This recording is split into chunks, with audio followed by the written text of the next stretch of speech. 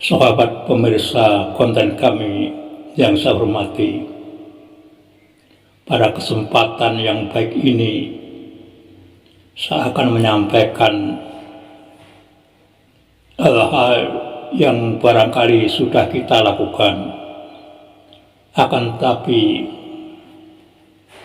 sesuai dengan apa yang kita pahami melalui berbagai penceramah. Apa yang kita inginkan belum kesampaian.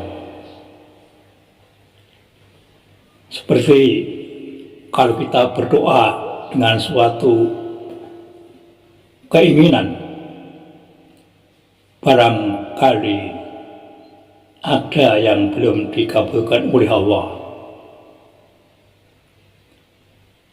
Kemudian ketika kita sholat tahajud,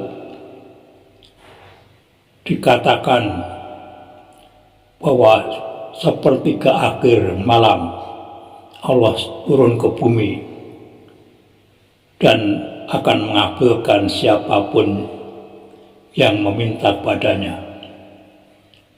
Demikian pula sholat duha yang dikenal sebagai sholat untuk memohon tambahan rezeki. Barangkali juga ada di antara kita atau mungkin banyak yang merasakan bahwa sholat itu belum mendatangkan rezeki kepada kita semua.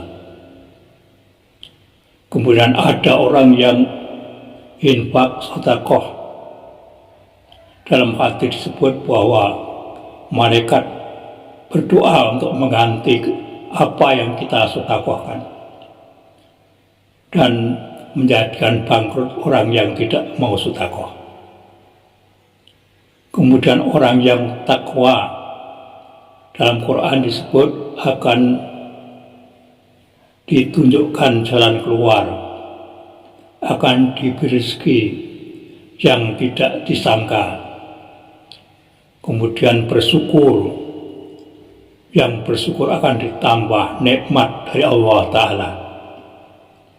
Nah, lalu apakah kita lalu berputus asa sekiranya hal-hal tadi belum berada di tangan kita, alias belum terkabulkan keinginan kita?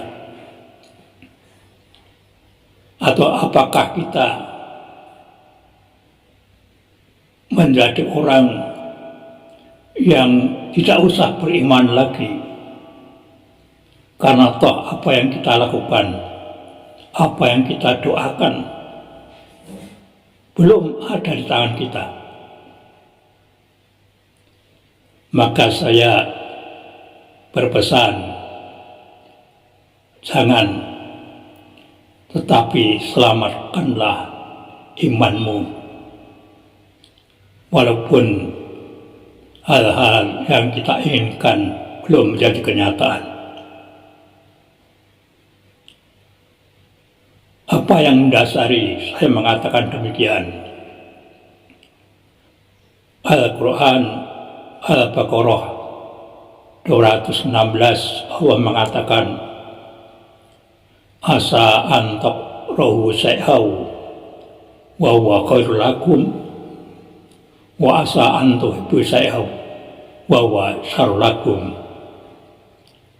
Firman Allah, barangkali apa yang engkau benci itu mendatangkan kebaikan kepadamu, dan barangkali apa yang engkau cinta itu mendatangkan kejelekan kepadamu. Kenapa? Karena Allah mengatakan, wallahu ya'lamu antum la ta'lamun. Allah lebih tahu daripada kita, sedangkan kita tidak tahu apa yang ada di balik apa yang kita benci dan apa yang ada di balik apa yang kita cintai. Dalam hal ini memang berbicara tentang perang, yang bisa merenggut nyawa seseorang atau mendatangkan kecacatan. Dan Allah mengatakan itu pasti sesuatu yang dibenci. Namun itu tidaklah demikian, karena barangkali di balik itu semua ada kebaikan-kebaikan yang kita tidak tahu seperti apa kebaikan tadi.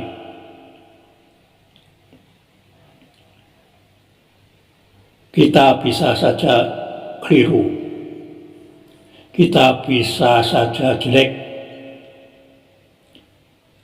dari apa yang kita lihat, dari apa yang kita dengar, dari apa yang kita rasakan dalam hati, dan dari apa yang kita bayangkan, kita angan-angankan. Maka Rasul memberikan tuntunan doa, Allahumma inni a'udzubika min syarri sam'i wa basari wa qalbi wa mani.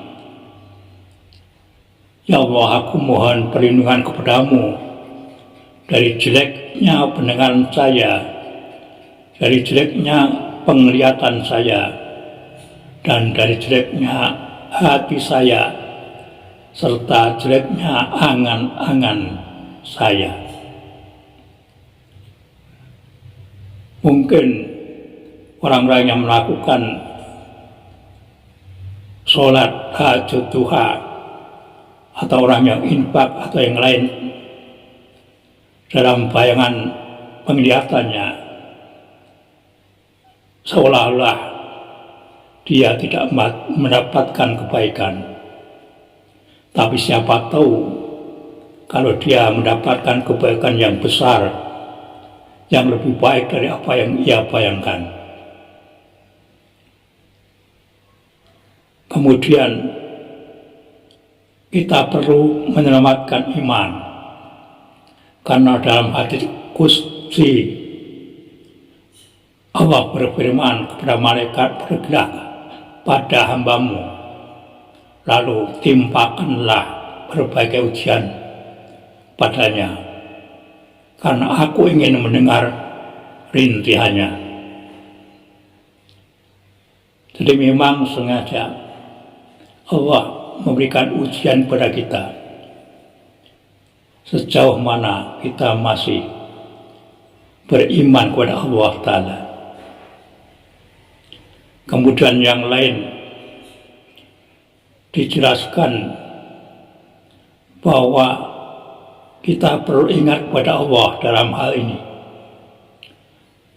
Bukan ingat pada hal yang kita lakukan selama ini, tapi ingatlah kepada Allah. Dan orang yang ingat kepada Allah itu dicintai Allah, diridhoi Allah, dan mendapatkan derajat yang tinggi, lebih baik daripada pemberian emas dan perak, lebih baik daripada orang yang mati syahid atau membunuh musuh. Ini adalah sesuatu kebaikan yang mungkin tidak kita ketahui, tetapi Allah lah yang tahu.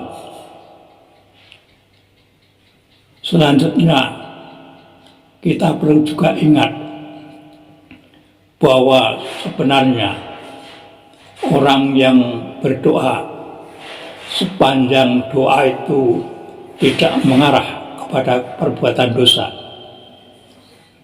dan tidak mengarah pada perbuatan yang memutus silaturahmi, maka sabda Rasul, dia akan mendapatkan satu dari tiga hal, yaitu doanya dikabulkan, atau menjadi simpanan baginya di akhirat, atau dia terhindar dari kejelekan-kejelekan yang sebanding dengan doanya.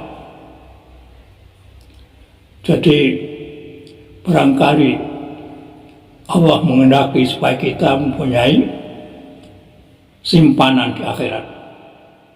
Karena kita ingat wal akhiratu asyaddu minal ula, dan akhirat itu lebih sulit daripada dunia. Kalau di dunia saja kita sudah merasakan kesulitan macam-macam, nanti di akhirat lebih sulit lagi. Nah, kalau kita punya simpanan amal, maka itu sangat membantu pada kita.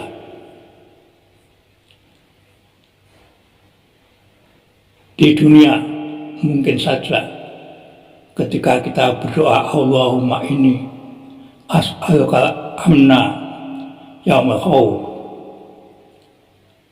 kita memohon kepada Allah keselamatan pada hari yang menakutkan,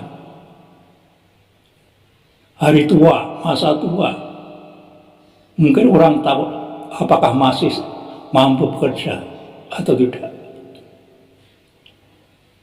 Masa paceklik, masa-masa ada bencana, ada wabah, masa gagal panen, masa usaha bangkrut, bahkan PHK. Ini semua adalah hari-hari yang menakutkan.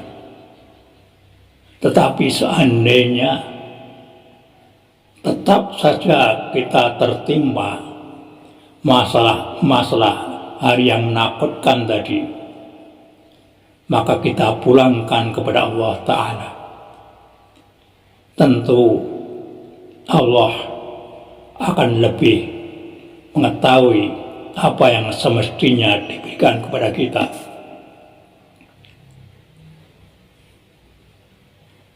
Yang berikutnya adalah ketika kita belum mendapatkan sesuatu di tangan kita, maka berhusnudzonlah kepada Allah.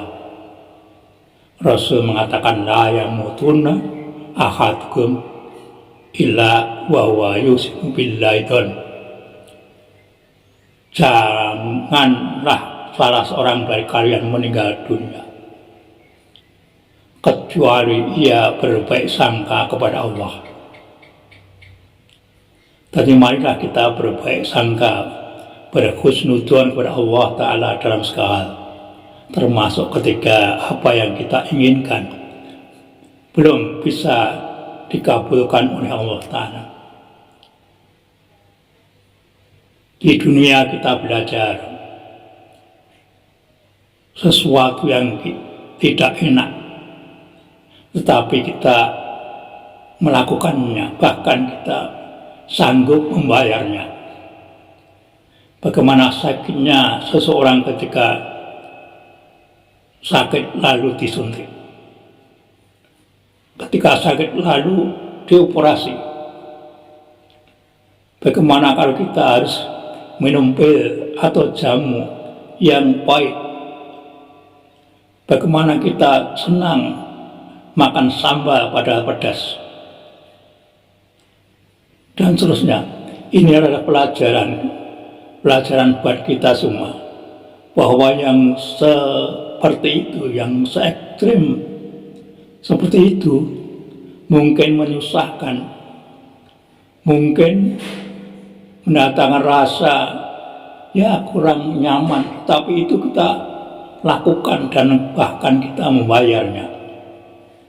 Inilah perumpamaan, inilah peringatan kepada kita supaya kita bisa tetap menyelamatkan iman kita ketika sesuatu itu belum ada di tangan kita.